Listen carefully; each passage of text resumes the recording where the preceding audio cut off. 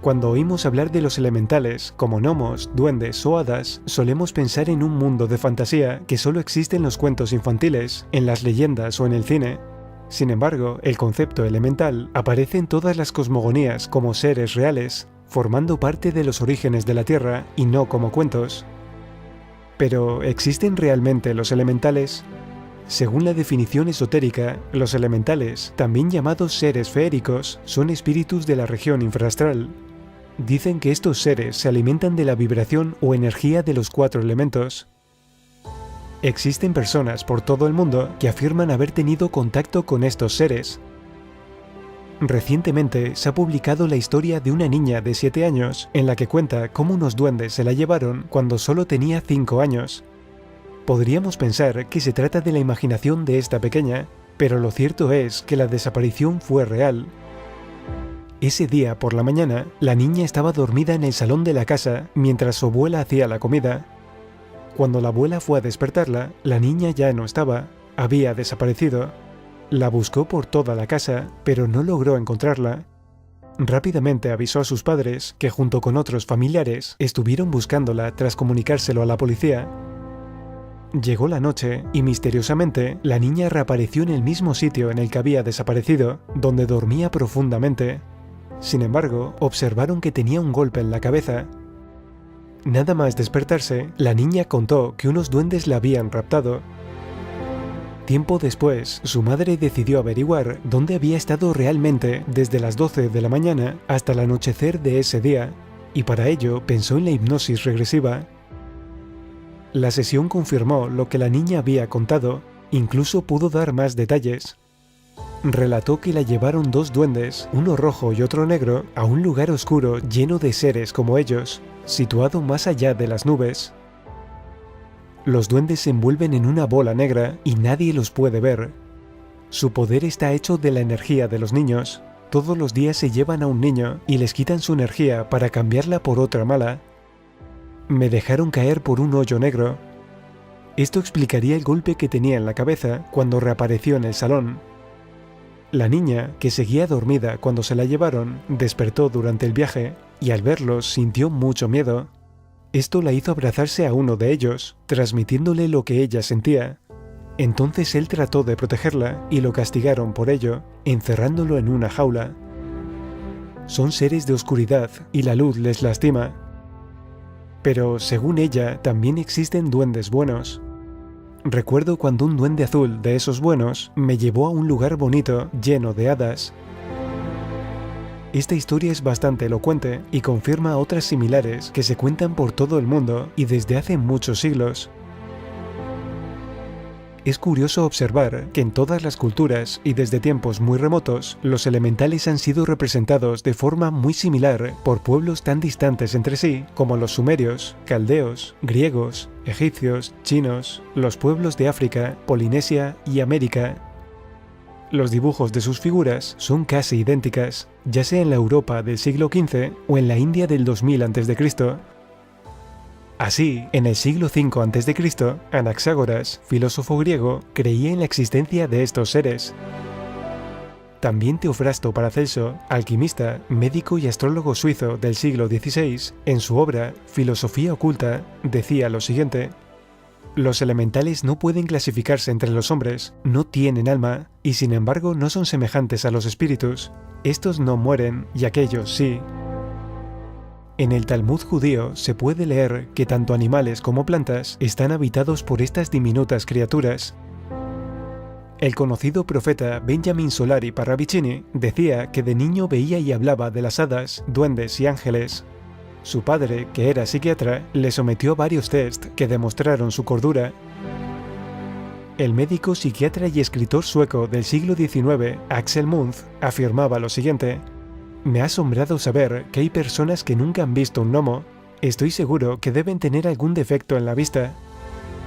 Por otra parte, Juan García Atienza, escritor, guionista, director de cine y documentalista español, estudió la España esotérica y mágica en profundidad, y eso le llevó a pensar que los seres elementales vienen a ser una especie de llamada de atención hacia una realidad que se da en la naturaleza y que no se comporta conforme a los cánones físicos o morales establecidos por la sociedad humana. Hay personas que no solo dicen que pueden ver a los elementales, sino que incluso afirman comunicarse con ellos, como es el caso de Raquel Cachafeiro, que además se dedica, entre otras cosas, a fotografiarlos. Raquel dice que los duendes, o elementales de la tierra, aparecen sobre todo en los árboles y en sus raíces. Pierre Dubois es un elficólogo que ha dedicado toda su vida al estudio de las hadas, duendes y elfos. Estos seres fantásticos no tienen secretos para él. Dice, no creer en las hadas es no creer en ti mismo. Advierte de la venganza de los elfos y las hadas si no nos ocupamos de nuestra madre tierra. Hoy en día, el hombre desconoce muchas cosas acerca de esta corriente de vida que solo algunas personas pueden percibir. Cuando somos pequeños, tenemos más desarrolladas las percepciones extrasensoriales. Además, carecemos de los prejuicios y tabúes que nos han legado nuestros mayores. Es por esto que de niños es más fácil percibir a estos seres. Sus acciones pueden ser positivas o negativas. Hay quienes dicen que son los grandes arquitectos de la naturaleza y que les debemos la topografía de los terrenos, el curso de los ríos, las lagunas. La opinión de los expertos en estos temas coincide en cuanto a la clasificación de estos seres. Por lo general, se les agrupa en dos tipos muy diferentes. Los superiores, que son los que se manifiestan a través de los 4 elementos, y los inferiores, creados por la energía producida por las bajas vibraciones de los seres humanos. Dentro de los elementales superiores encontramos a los gnomos, que son los elementales de la tierra. El primero en darles este nombre fue Paracelso. Esta palabra proviene del griego genomos, el que vive debajo de la tierra. Se les relaciona con el cuerpo físico y supuestamente están al cuidado de la evolución del reino mineral. Se dice que pueden atravesar objetos sólidos como rocas o troncos, al igual que nosotros nos desplazamos a través del aire. Las sílfides o silfos son considerados los elementales del aire. Su reino se encuentra en los vientos, brisas, ráfagas, remolinos. Adoptan formas muy extrañas y están siempre presentes, incluso cuando parece que no se mueve ni una gota de aire. Se dice que nos ayudan en la apertura de nuestras memorias e inspiran ideas y chispazos en la mente de las personas. Los elementales de agua, conocidos como electrones vitales, ondinas o nereidas, habitan en ríos, lagos, mares, lluvia y hasta en nuestro propio cuerpo, que se compone en su mayoría de agua. Dicen que irradian luz a las mentes puras. Se les suele visualizar con forma de mujer y tienen la capacidad de purificar el agua del planeta. En las historias y leyendas de la cultura árabe se menciona a los genios o jinn, seres invisibles muy similares al resto de elementales. Los genios tienen la capacidad de adoptar diferentes formas, pueden transformarse en seres humanos, plantas o animales e influir espiritual y mentalmente en el ser humano, lo que llamaríamos una posesión psíquica. Otros opinan que son seres creados por el fuego que pueden obedecer a la luz o a la oscuridad indistintamente. Los genios, al igual que los duendes y otros seres mitológicos elementales, pueden atacar o ayudar al ser humano. Para los tuareg, los genios son los tentadores del desierto y los ladrones nocturnos. Por otra parte, los musulmanes de la India los consideran seres molestos que invaden el hogar y que se pueden expulsar con ciertas suras del Corán, algo muy parecido a los exorcismos católicos. Según la cultura árabe, los genios comparten el mundo físico con los seres humanos, y son tangibles aunque sean invisibles. Pueden atravesar sólidas paredes y desplazarse a grandes velocidades.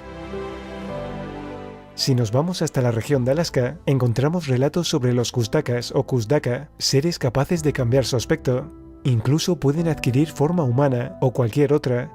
Dicen que son criaturas crueles que disfrutan engañando a la gente.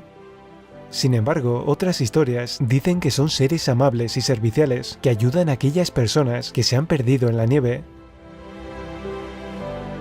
Existe una gran similitud entre la historia contada por la niña, que bajo hipnosis se pudo comprobar la veracidad de su testimonio, y los relatos recogidos por todo el mundo y de tan diferentes culturas.